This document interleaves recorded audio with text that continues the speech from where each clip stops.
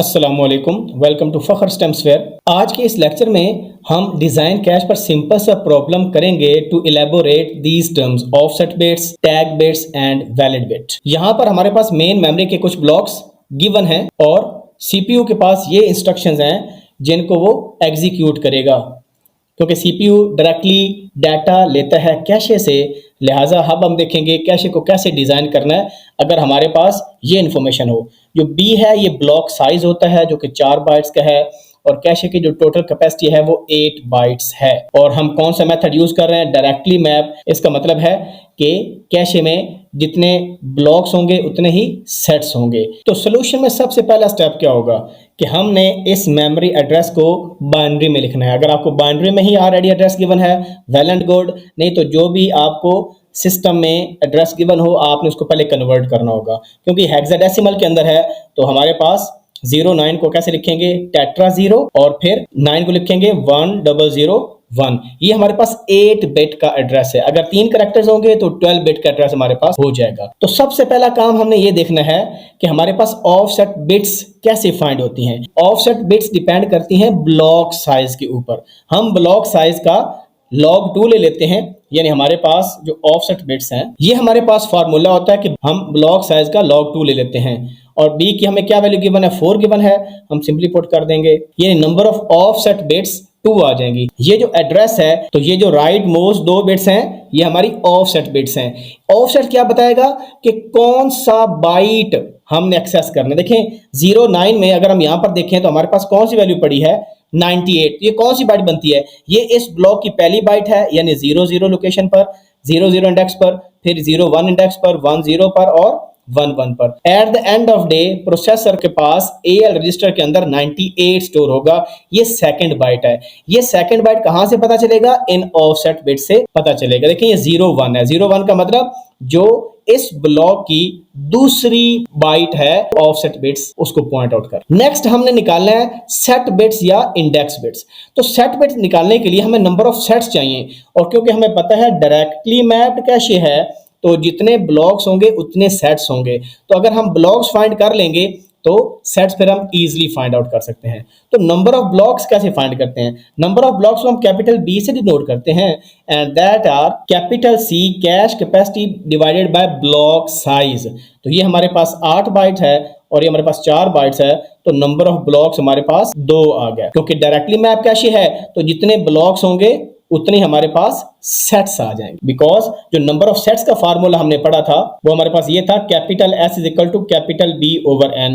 क्योंकि directly mapped cache में N हमारा 1 होता है, इस वजह से B की क्योंकि वैल्यू कैपिटल B की वैल्यू 2 है तो कैपिटल S की वैल्यू भी 2 आ जाएगी। इस वजह से 2 सेट्स हमारे पास बनेंगे। तो सेट्स 2 हैं, तो 2 सेट्स को रिप्रेजेंट करने के लिए कितनी बिट्स चाहिए हमें? उसको हम कहते हैं सेट बिट्स या इंडेक्स बिट्स। इक्वल क्या होंगी? जो कैपिटल S की वैल्यू है उसका log 2 ले लेना है हमने। तो 2 का log 2 लेंगे तो आंसर क्या आ जाएगा? 1 आ जाएगा। यानी हमें एक बिट चाहिए, या वो बिट 0 होगी या वो बिट 1 होगी। तो ये जो थर्ड आपकी बिट है ये आपकी सेट बिट या इंडेक्स बिट होगी। तो ये मैंने मेंशन कर दिया, ये जो थर्ड बिट है ये सेट बिट है या इंडेक्स बिट है।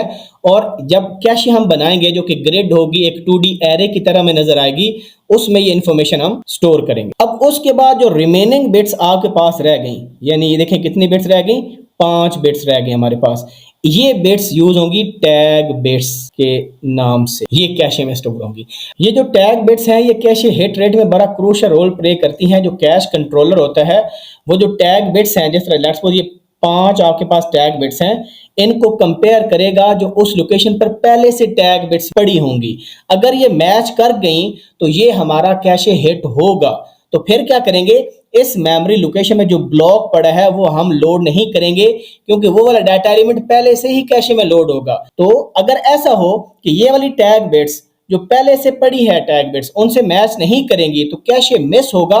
फिर हम इस ब्लॉक को लाएंगे कैशे के अंदर। जब हम इसको लोड करेंगे कैशे में तब आपको ज्यादा क्लियर पता चल जाएगा। तो अब हमने ऑफसेट बिट्स भी निकाल ली, हमने सेट बिट भी निकाल ली, हमने टैग बिट्स भी निकाल ली। तो अब हम जो कैशे है उसको डिजाइन कर पाएंगे। पीछे रह गया हमारे पास वैलिड बिट। जो वैलिड बिट होती है हमारे पास, ये बाय डिफॉल्ट जब कैशे एम्प्टी होती है तो ये 0 होगी। जो ही हम ब्लॉक को लोड करेंगे तो हमारे पास ये 1 हो जाएगी। तो अब हम अपने इस ब्लॉक को कैशे में लोड करते हैं क्योंकि 09 ब्लॉक 2 है हमारा। अब सबसे पहले जब ब्लॉक को लोड करना है तो कैसे लोड करेंगे? सबसे पहले आपने सेट बिट को देखना है कि ये कौन सा सेट है। सेट 0 है क्योंकि हमारे डायरेक्टली मैप कैशे के अंदर जितने ब्लॉक्स होते हैं उतने ही सेट होते हैं। तो सेट 0 मतलब ब्लॉक 0, सेट 1 ब्लॉक 1। तो ये हमारे पास इंडेक्स बिट भी इसको हम कहते होते हैं। ये जो ऑफसेट बिट्स हैं ये कॉलम्स को डिसाइड करेंगे। तो लेट्स सपोज ये पहले कॉलम है क्योंकि पहली बाइट है, ये हमारी 00 लोकेशन पर जाएगी, 01 लोकेशन पर 98 जाएगा, फिर 65, फिर 22। तो इसी ऑर्डर में हम कैशे के कॉलम्स को फिल करेंगे। अब हमारे पास कैशे इस तरह की नजर हमें आएगी।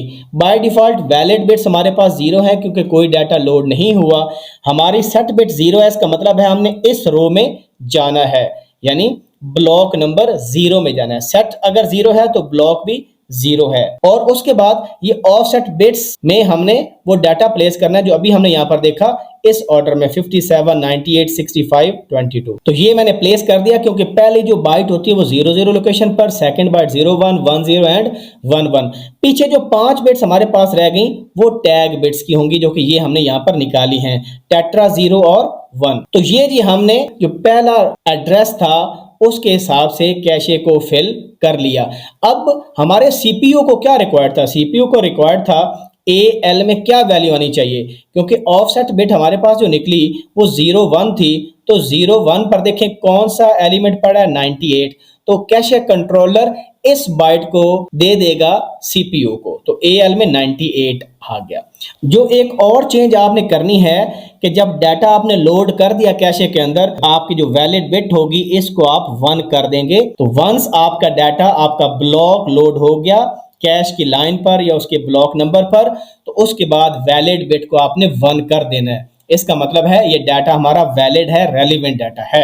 एक दूसरी चीज बड़ी इंपॉर्टेंट है कि मैंने बताया जो टैग बिट्स होती हैं ये कैशे हिट रेट में बड़ा क्रूशियल रोल प्ले करती हैं। यहां पर देखिए हमारे पास कितनी मेमोरी एक्सेस की रिक्वेस्ट हैं, 3। तो सीपीयू 3 दफा मेमोरी को एक्सेस की रिक्वेस्ट भेज रहा है। तो फर्स्ट टाइम हमारे पास क्या हो गया, कैशे मिस। कैशे मिस क्यों हुआ? क्योंकि शुरू में कैशे के अंदर टैग बिट्स कोई भी नहीं थी। तो जब आपके पास बिट्स ही नहीं है तो देयर इज नो कंपैरिजन। इस वजह से हमेशा जो पहला मेमोरी एक्सेस होगा वो आपका कैशे मिस हो गई। तो एक कैशे मिस हमारी हो चुकी है। अब नेक्स्ट इंस्ट्रक्शन हमारे पास है मूव BL, 0A। अब इसको करने के लिए सेम प्रोसेस रिपीट करेंगे कि पहले 0A को बाइनरी में लिखेंगे। तो यहां पर हमें पता है ये जो राइट मोस्ट 2 बिट्स हैं ये हमारी ऑफसेट का रोल प्ले कर रही हैं। ये बताते हैं कि उस ब्लॉक की कौन सी बाइट एक्सेस करनी है। अब 10 कौन सा नंबर होता है, थर्ड बाइट होती है, यानी सीपीयू को ये 65 को एक्सेस करना है, यानी BL में एट द एंड 65 आना चाहिए। उसके बाद नेक्स्ट बिट किसकी होती है, सेट बिट, क्योंकि हमारे पास एक ही सेट बिट है। और जो रिमेनिंग बिट्स आपके पास हैं, जो 5 बिट्स हैं, ये हमारे पास टैग बिट्स हैं। तो सबसे पहले कैश कंट्रोलर क्या करेगा, वो सेट बिट को देखेगा कि सेट बिट हमारे पास क्या है, 0 है। अगर सेट बिट 0 है तो वो ब्लॉक 0 पर जाएगा। दोबारा इसी मेमोरी लोकेशन को हम एक्सेस कर रहे हैं। उसके बाद वो देखेगा टैग बिट्स को कि क्या ये वाली जो टैग बिट्स हैं क्या ये वही वाली हैं जो हमें रिक्वायर्ड है। हमें रिक्वायर्ड देखें 0A वाला ब्लॉक देखें किधर है, ये एग्जैक्टली वही ब्लॉक है लेकिन उसकी अगली बाइट है। तो टैग बिट्स को कंपेयर करेगा। तो देखें टेट्रा 01, ये भी क्या है, टेट्रा 01। तो टैग बिट्स मैच कर गई। जब टैग बिट्स मैच कर गई तो ये हमारे पास कौन सा केस बन गया, कैशे हिट का केस बन गया। अब कैशे हिट भी 1 हो चुकी है। 2 मेमोरी एक्सेस में से एक कैशे मिस हुई थी पहले, अब कैशे हिट हो चुकी है क्योंकि टैग बिट्स मैच कर गई। इसका मतलब है कि हमें डाटा जो रिक्वायर्ड था ना वो 65 था, क्योंकि 10 वाली जो बाइट है, थर्ड बाइट 65 है, क्योंकि यहां पर देखें ऑफसेट बिट 10 है। तो 65 तो ऑलरेडी देखें हमारी कैशे के अंदर लोडेड है। इसी वजह से हम दोबारा इस ब्लॉक को कैशे में लोड नहीं करेंगे क्योंकि कैशे हिट हो चुका है। This is very very important. और यही रोल होता है टैग बिट्स का कि ये कैश हिट और कैश मिस आइडेंटिफाई करती है। अगर ये टैग कोई और होता तो फिर हम लोड करते। अब हम मेमोरी से ब्लॉक को नहीं लाएंगे, ठीक है जी। तो ये हमारा कैश हिट हो गया और इसमें जो आपकी थर्ड बाइट है 10, ये BL रजिस्टर में स्टोर हो जाएगी, विच इज 10 पर क्या पड़ा है डाटा, 65। तो कैश में क्योंकि ऑलरेडी था तो 65 BL में डाल दें। अब नेक्स्ट इंस्ट्रक्शन हमारे पास है मूव AH0C। इसको भी हम कन्वर्ट करते हैं बाइनरी में। अब ये हमारे पास ऑफसेट बिट्स हैं, ये हमारे पास सेट बिट है और remaining bits R tag bits. तो सबसे पहले कैश कंट्रोल किसको देखेगा? सेट बिट को देखेगा। सेट बिट पर क्या है? 1, मतलब सेकंड सेट या सेकंड ब्लॉक। तो उसमें जो वैलिड बिट है ना उसको हम क्या कर देंगे? 1 कर देंगे। और उसके बाद क्या करेगा? टैग बिट्स को देखेगा हमारा कैश कंट्रोलर के टेट्रा 01 वहां पर है कि नहीं है। वहां पर तो कोई हमारे पास टैग बिट्स है ही नहीं, तो ये टैग बिट्स को स्टोर करेगा, टेट्रा 01 को यहां पर स्टोर कर देगा। और ये कौन सा केस है?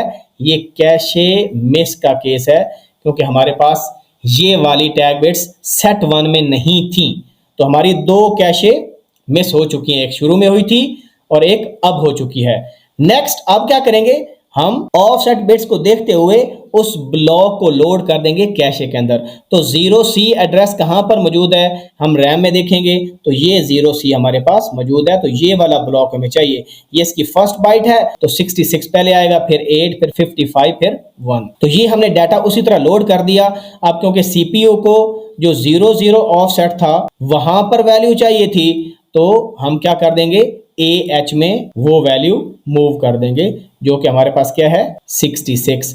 तो यहां पर देखें 66 है और यहां पर भी देखें क्या पड़ा है? 0C पर 66 पड़ा है। तो ये 66 आ जाएगा और ये कैशे मिस का केस है। तो हमारे पास जो कैशे हिट रेट है वो क्या हो जाएगा? हिट रेट हो जाएगा नंबर ऑफ हिट्स, जो कि 1 हुई है अभी तक, और टोटल कितनी रिक्वेस्ट थी मेमोरी एक्सेस की? 3 हुई हैं, क्योंकि 3 इंस्ट्रक्शंस थी। 33% हमारा हिट रेट आ गया। तो इस पूरे लेक्चर में हमने डिटेल से डायरेक्टली मैप कैशे को देखा, ऑफसेट बिट्स कैसे निकालते हैं, वैलिड बिट क्या होती है, टैग बिट्स क्या होती हैं, और फिर जो लास्ट लेक्चर में एग्जांपल की थी उसको इलेबोरेट किया, इन टर्म्स को समझाने के लिए 3 इंस्ट्रक्शंस ली और आपको सारी डिटेल बताई। तो नेक्स्ट लेक्चर से प्रॉपर हम कैशे डिजाइन पर प्रॉब्लम करेंगे, डायरेक्टली मैप कैशे पर थोड़ी सी बड़ी एग्जांपल लेंगे, जिसमें आपके पास जो सेट्स हैं वो 4 सेट्स बने या 8 सेट्स बने, ताकि आपको ज्यादा क्लैरिटी मिले। तो मिलते हैं इंशाल्लाह नई वीडियो के साथ। अपना ख्याल रखें। अल्लाह हाफिज़ व नासिर।